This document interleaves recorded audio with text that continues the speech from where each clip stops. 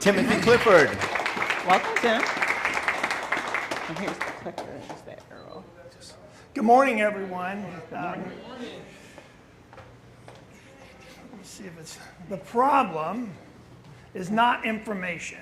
The problem is what information do we ignore? That's the question that's kind of on the top of everyone's mind if they don't understand that. And my name is Tim Clifford. I'm a certified financial planner. I've been helping people make better financial decisions for more than 2 decades. And I come from Winter Garden. I've been over, I started out in Groveland and moved to Winter Garden 15 years ago or so. And one of the challenges that we find when I sit down with clients or people who have achieved a certain level of financial success, they all have this underlying question. And whether they ask it or don't ask it, the question is, am I making the right decision for my money? And then very kind of shortly after that is, do I have enough information? And so today, what I'm going to do is walk you through a tool that I'm rolling out. It's an AI tool that connects the financial advisor, me, to the clients. Because what I'm finding is my clients are using AI, I'm using AI, and we're not connected. So I'm creating a virtual conference room for myself and my clients, so we see each other. I see questions they're asking, I see how it's answered. They see questions I'm asking, they see how it's answered. And then we can have a conversation around that. So the goal is to deepen those relationships, engage them, but also give them something that can actually add value to their lives in the sense of answering those questions and making better financial decisions. So more information does not equate to better information. And there was a study done, and it was highlighted in a book called 5 Mistakes Every Investor Makes about 7 or 8 years ago. And Dan Crosby took a group of people and gave them minimal information. And then he gave another group of people a lot of information.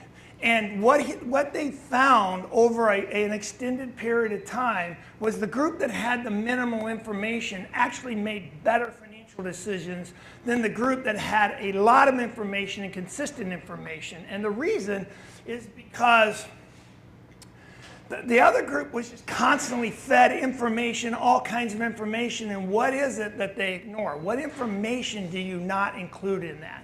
So to give you guys an example of that, how many of you are on Medicare? How many of you are 65 and older? Anyone? A few. Okay. Now, I'm going to use Medicare as my example, but you don't have to obviously have been in Medicare but because it's such an extreme case of marketing. But what happens, those of you who are in marketing and those of us who are in financial services, everything around our business is built around an event, okay? You don't wake up one day and say, I'm going to go buy life insurance. I'm going to go hire a financial advisor. I'm going to go open a 529 and IRA. Some event occurs in your life, and then marketing tries to identify that event and then markets to that particular event. That event can be moving. That event could be death. It could be kids go to college. There are events that are out there, but there's one event that's super easy for marketing to identify, and that's turn 65. So that's why when you turn 65, if you don't watch your mail, I'm not exaggerating, you get so much information 3 months before you turn 65 that you'll lose mail because it's so crazy. But that's just an exaggerated marketing plan that exists no matter, because it's one-time event in your life, but it happens to all of us all the time. So just be aware that that's something that's constantly going on. So the real problem is all the noise that exists. And the noise has been here forever. This isn't new. So we always get information from our neighbors, from our in-laws, from our parents. There's just constant noise, and then that doesn't count the noise that we're getting on the internet, the emails we're getting, the seminars we're going to. So it goes back to this question, am I making the right decision? And you're getting all this information. And one of the challenges we have is it's not information, again, I'm going back to the challenge is how do we limit that information when it comes to making good financial decisions? And the challenge has come with AI. Okay, so I'm going to spend just a minute on this, and then I'm going to get into the tool, and I'm going to be really curious to get some feedback from you guys, because this is the first time I've kind of shared this idea outside of my little bubble. So it'll be interesting to see if it's something that even makes it something that's interesting or not. But here's the problem that I'm seeing with AI. When AI first came out 6 or 7 years ago, I knew it was something really different, okay? So I'm someone, even though I'm older, I have immersed myself in kind of what is this and how does it make us better productive, et cetera.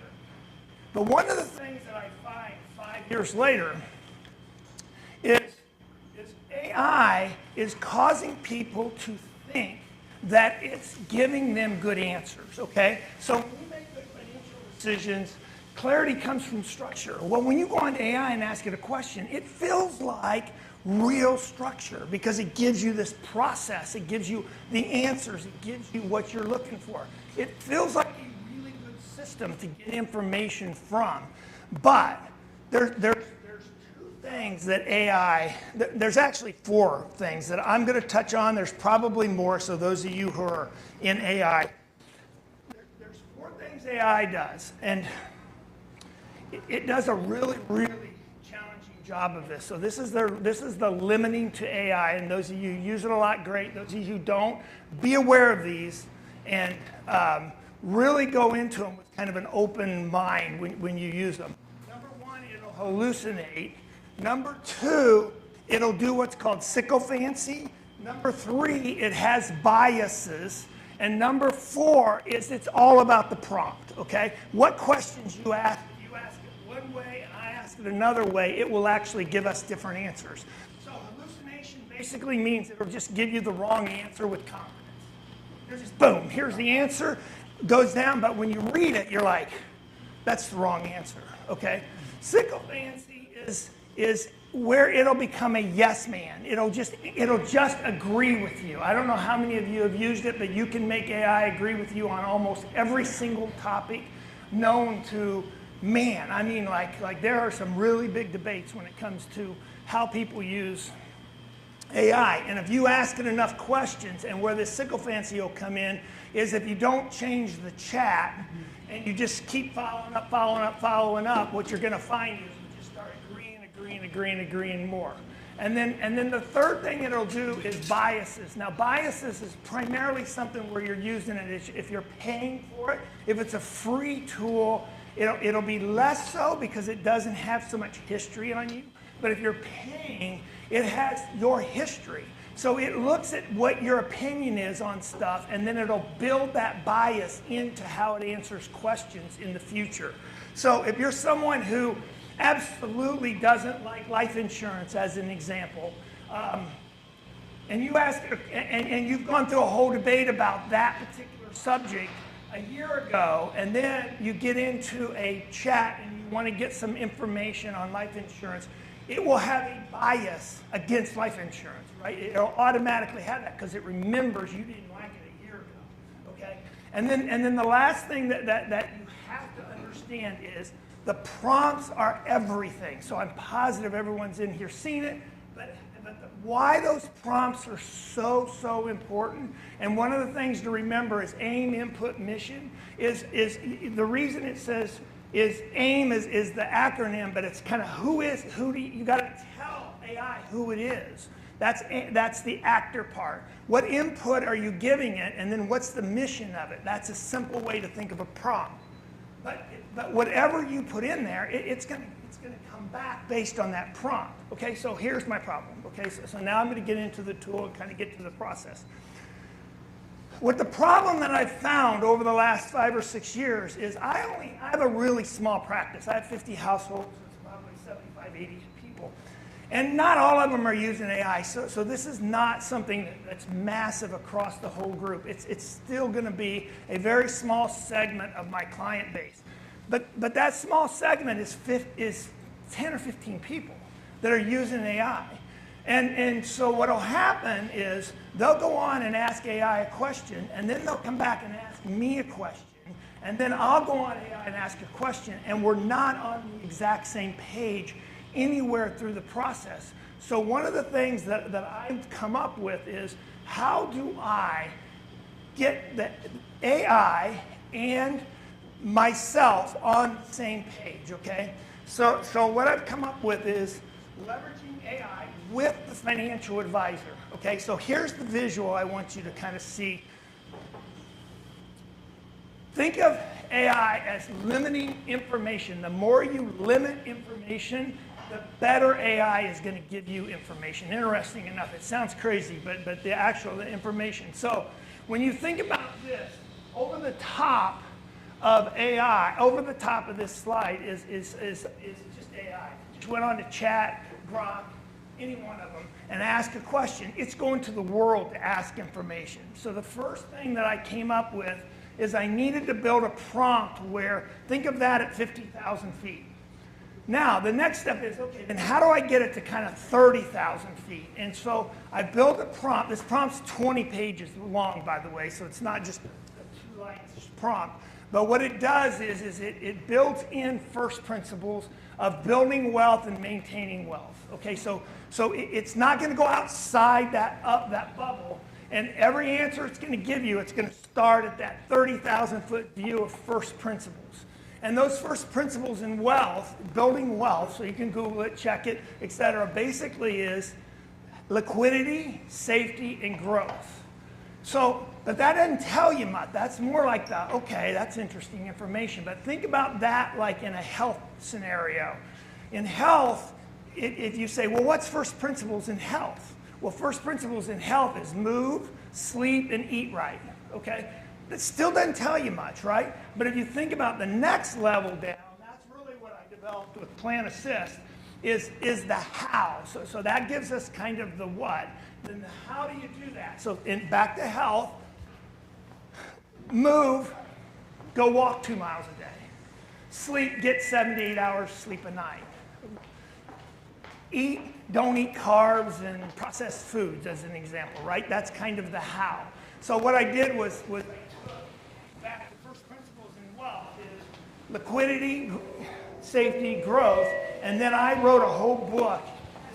And this was timing. Is I wrote a whole book right before or right about the same time that AI came out.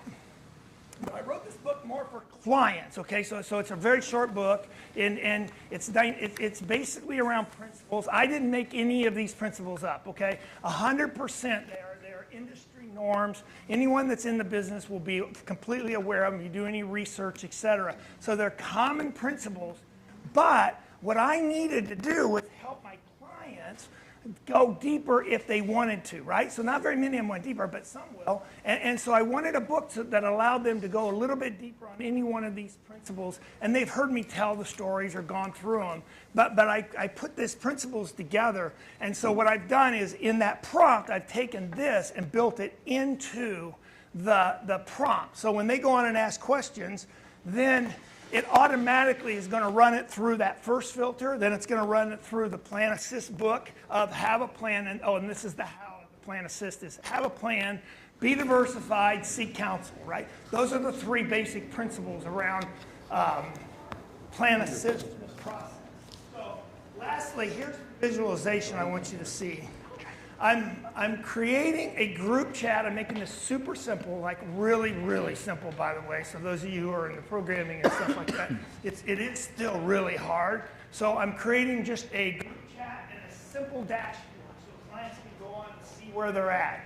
This is the visualization I kept coming to. I want you to see now, most of this is aspirational, but think of it as a virtual conference room where the client's in the conference room, I'm in the conference room, and AI's in the conference room, and any questions they're asking, I see the question, I see how AI answers.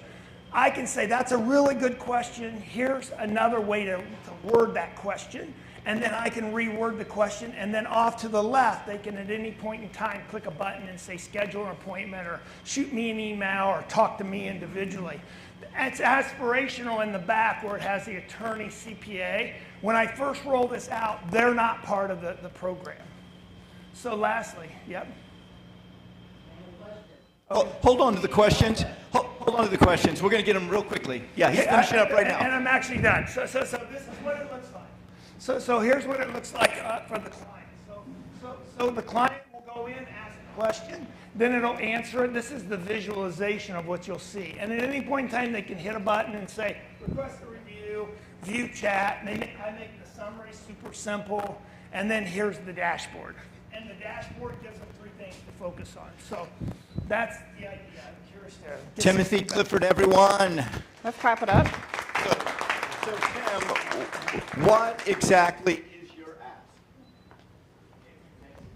ask? What do you think of the idea, really? I mean, because I haven't shared it outside of myself. So all of you know when you have these ideas, they're your baby. And they're like, oh, this is going to work. But actually, when you start sharing it outside that group, you find out it's not such a good idea. So you want everybody to give their idea, what they think about it, how it is. Does it have? Yeah, exactly. So you want to ask your question? So, Brandon, you want to start with your question? Okay. I can start. Okay. Good morning. Hi, Lincoln Brady with Star Business LLC. I love everything AI. I think we all have. We've heard a lot of presentations before. I think where I have a confusion with what you presented, I have no idea what you're building, honestly. I am confused about what your solution is really doing, because what you provided for us today is a little bit more about what you were doing in the background and not necessarily the forward front solution for your clients, right? So maybe you can, when you present next time, and I would love to see you come back with a little bit more succinct presentation about how your solution is actually helping. I understand clarity, get that completely, but ChatGPT has the same shared feature. I can do that with my clients, and we share, you know, how we search and how we work on creating efficiency and using AI tools to help us save some time. Not necessarily sure what you're presenting here, so that is my feedback to you. Yeah. I love what you're doing and your passion, and you shared some amazing educational input, which is fantastic, but I'm not necessarily sure about what it is that you're asking me, for example, to provide you help with. Okay, great. Thank you. I appreciate that. That's really good feedback. Do you have so a maybe I slide? spent too much time on the why and should have spent more time on the what. Yeah, that's a good point. I appreciate that. Is there a Zane. slide that has the Yeah, I know question? you mentioned this is more kind of in the idea phase. Sorry, speaking right here. Yeah, I'm just trying to find out where are you with the product right now? Is this purely like an internal prototype? It's conceptual, and then also I guess you're probably going to be looking for feedback. What is your expected business model going to be? What does that look like, or what are you hoping to achieve? You know, maybe if you want feedback on, you know, what people might be willing to pay for a solution that's like this. So in 2026, my goal business model is just to offer it to current clients, because I'm a financial advisor and you have a whole bunch of compliance things that I got to work my way through to make sure that I stay compliant. So instead of rolling it out as a idea to where I could actually build a business, it's really taken ChatGPT, just to put it into 2 words. You know how in ChatGPT you can add group chats? All I'm really doing is taking that group chat idea, putting it into a software program to where it already has the prompts built in. Right? So you're not, so it already has a 30-page prompt that starts with financial advice, PlanAssist, all the information. So they could go on to chat, copy and paste my prompt, and then add me as the guest, and it would do exactly the same thing that I'm talking about doing. I'm just trying to make it simpler. And so the business model is to get clients, the 10 or 12 clients. Like I said, I probably have 75, 80 clients. I only have about 10 or 12 that use it. So my idea is use it with those 10 or 12, and then get some feedback from them and see how it goes. But even with all that said, kind of a long answer is it's still minimal, right? Because how many times do people make financial decisions a year? 4 or 5? I mean, not very many times, right? But what I am finding and what caused me to do this, so this is another thing on the problem. I have too many clients that don't call me when they're making minor financial decisions because they don't want to bother me. It's not that they want to leave me, they don't think I do. So they're going to lease a car versus buy a car. They're going to add money to a 529. I want to be part of those conversations, and I'm trying to create a tool that includes me in those conversations. Jim. So the problem is your clients aren't communicating with you. Is that right?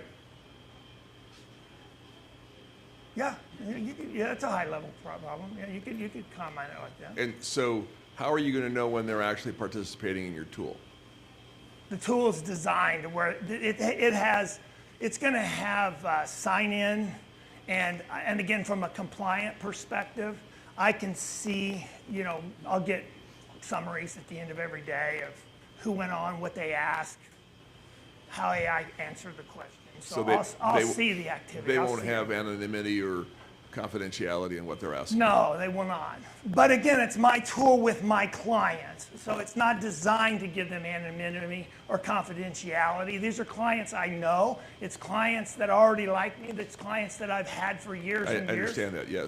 So my question then is that how many clients have you met with already to discuss whether they want help with this problem? 10. Okay. And did they say they would love this, or it might be a cool idea? 100% said they love it. Okay, cool. Because what's happening, and I'll give you a quick example of it. What's happening, whether advisors know it, it doesn't matter what business you're in. Clients, they have a level of, I'm going to call my advisor for that question, but I'm not calling them for this question. And one of my best questions, and I'll give it really, really quick, is I was sitting down doing a review, and I had a client that was opening 529s for their kids. And I said, we should do that. I said, where'd you get that idea from? She was someone that was using ChatGPT. I used ChatGPT. I went through the process. I said, okay. I said, but that's probably not a good way for you guys to fund your education. I went through the process. But just so you know, what I find is clients, it's not that my clients don't ask me every question, because no client does. And I've been doing this for 30 years. So someone will say, oh, you need to talk to your clients more. That's not it. The clients now are using this new tool that I'm saying, I better figure out a way to engage them and be part of the conversation. It's just one warning. I have a client, very well-to-do, lots of investments. He's converted all of his financial advice to ChatGPT. He has eliminated people like you. He has lots of properties, lots of investments, 3 or 4 Totally, businesses. I know. And so by introducing the ChatGPT, they may feel, not that I'm agreeing with it, I don't agree with my client, that they can replace you with ChatGPT. No question. Somebody to watch out for. No, and actually, that's one of the reasons I'm actually stepping into this space, because I have, and I'm not worried about those clients. So I'm someone that's very, very, I'm not gonna say I'm like great at AI, but I've used it a lot, and I'm really pay attention to clients. What's happening is there's a group of people that are just going to use it themselves and never use an advisor, but there's a group of people that are going to be, okay, I need an advisor, but I want to use chat. And so it's somewhere, it's off that scale. It's not going to be a good fit for that person that you're talking about. So what would be the different if I just took, say, your prompt and tossed it into ChatGPT? Give you the same thing. Give you the exact same thing? I've actually tested that. So then this is more of just client to you being able to personally see it? Because I do know ChatGPT also has a collaboration feature. Yeah, no, and that's what I'm copying. I'm actually copying the collaboration feature. Okay. So I'm not inventing something new. I'm just taking what already exists as a tool on ChatGPT.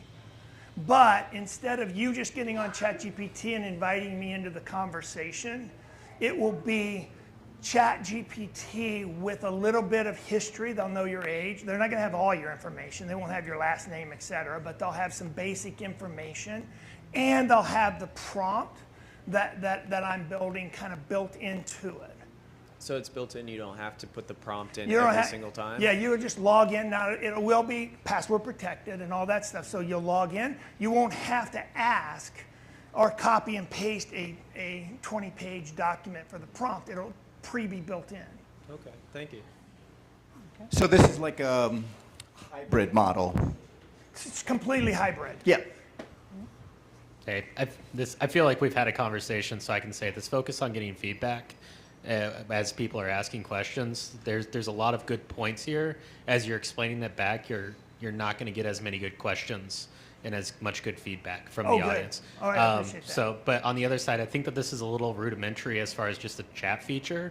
You already know the profiles of these 40, 50 people that you are encountering.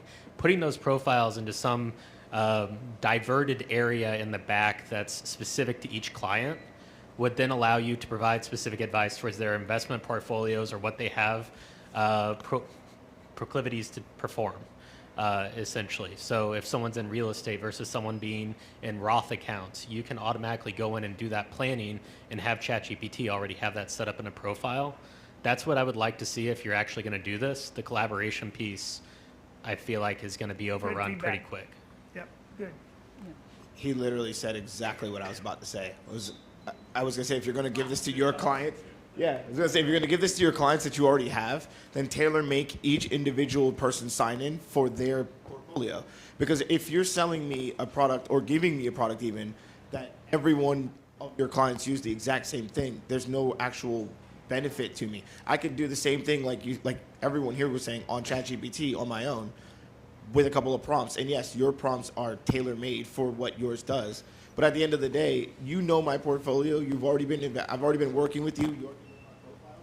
Dial it in for just me. So when I log in and ask it a question, it gives me a question for me, not a question for everybody, which is exactly what you just said. So Good. Yeah. I think that's where the value really comes in at. Yeah. Personalized. And also, how confidential really is it? Because AI is a very not at broadband all network. confidential. Exactly. So that's like all of your personal information, Financial your family's Exactly. financial personal information, all loaded onto an AI that's broadband around the world. I just wonder how clients respond to that as well. That's going to be the balancing act, right? I mean, it's don't put too much. How much information do you put, right? I mean, so not to answer the question, but And what? but that will be the balancing act in the process. But I do have compliance. That's like a nightmare to work my way through, just FYI. So I don't even know if I'll work my way through it because those are all the stuff I have to address. And what's the difference from you just being an advisor as opposed to having to like reference so much in AI, if that makes sense? So like AI is going are to be they- part of all of it's our gonna- lives. I don't care what profession you're in. You've got to come up with a way to engage clients, and you've got to come up with a way to include it. You can't build your business minus AI, and Tim, you got to build it. we're getting close to time, Yeah. so we want to get a couple more questions or comments. We're going to go here and then there and one more. So my thought is I understand the importance of passwords and that protection there, but I'm a person that absolutely hates passwords and has to change it about every time I use it, so there's a lot of profanities and bad words there. And I would be someone that would just go with chat on my phone and Gemini and look it up rather than, and I also like humans, so I'd rather have an appointment or a phone call. So I guess Okay. Good. for me it I wouldn't would be that functional. feedback. Yeah, it wouldn't be an added value to you. Good. Hey, me again. Fantastic idea. To me, this is extremely useful for what we need in the conversation. A lot of people go to a professional thinking that they know anything about their individual profession, and hopefully the professional is 10% better of what someone is on their own. I think what you're trying to do is bolster the offering of what you can provide as a professional to your audience through a much wider informational channel. And I think that's kind of being missed in a lot of what we're thinking about here, is that your professional is not actually intelligent. It's the amount of research that he can do behind the scenes that creates the intelligence. Yeah. And I think you're bringing that to a light that really is probably needed, especially in this local area, from what I've experienced. Good. Appreciate it.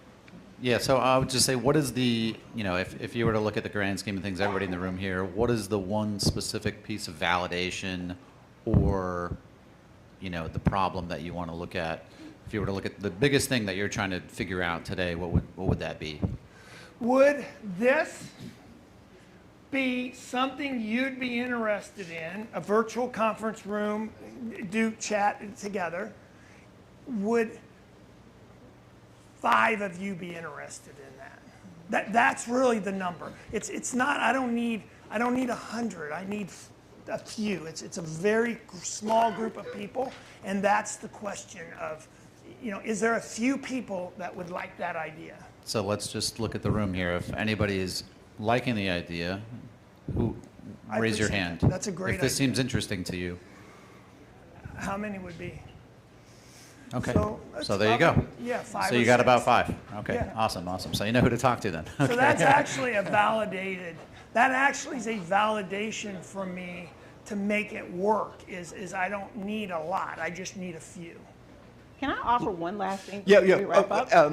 Lee's going to, and then. then. Go ahead, Lee. Yes, thank you so much, team. This is a really valuable piece of information, and I'm keep reiterate that AI is a tool that's probably 99% people in this room are using right now. And AI is the biggest liar, I say, the biggest ego stroker, because they will do, it was designed to have you keep coming back and stroke your ego. But make sure you validate it with professional, and you make sure that you actually question the AI, what it answer. It is getting harder and harder for professional people to do their business because everybody gonna come with AI questions and AI intelligence. But I'm saying, like you said, that the background they capture, and they actually going to come back and give you that dopamine that you keep coming back. It is good, but what you asking us to do for as like a pilot group, I think that is a really great idea to see how we can help that in the future. And just to finish on that one note, I believe, so it's just an opinion, that AI is going to make experts more experts. I mean, so people, Absolutely. at some point, it's going to look like what I just described. People are going to kind of stay away from it. Right. But those people who are comfortable with AI are going to use it as a way to engage clients. I don't mean it's awesome. bad, it's all bad, but I mean it that you need to ask No, I intelligent agree. questions. Yeah. I agree, 100%. All right, so my final offer, and you kind of got to where I was going. This is going to be a little bit different than what people said. I see how you're trying to leverage this to create a communication pipeline for your clients. I think that what you have here is maybe a different audience. I think that maybe this is something that other financial planners could use, where you guys leverage your expertise in financial planning along with the robust engine of AI to provide better solutions to clients. And it may not be something necessarily that clients will use, but it may be something that you offer to other financial planners to help them to be more savvy, to do more financial planning work. And this becomes a tool or an engine that financial planners use, but it doesn't necessarily require the interaction with clients. So I think the premise of what it does is very valuable because it drives efficiency as a financial planner, and it allows you to do planning at a whole nother level. Yeah. But good. That's good maybe feedback. it doesn't require client interaction. Maybe this is a tool that you're designing that will help other financial planners, and you sell it that way or market it that way. Yep. So that's I what appreciate that. I'll Tim, we're going to end with one question, and what can we do as a community to help you? Real quickly. You know, you actually did it because, and I really appreciated the put your hands up of people that are interested. That was that actually was the exact, that's how I would answer that question is are there 4 or 5 of you that find this of interest? And that's all I would need to make this a viable go forward. Tim Clifford, everyone. Tim Clifford, thank you.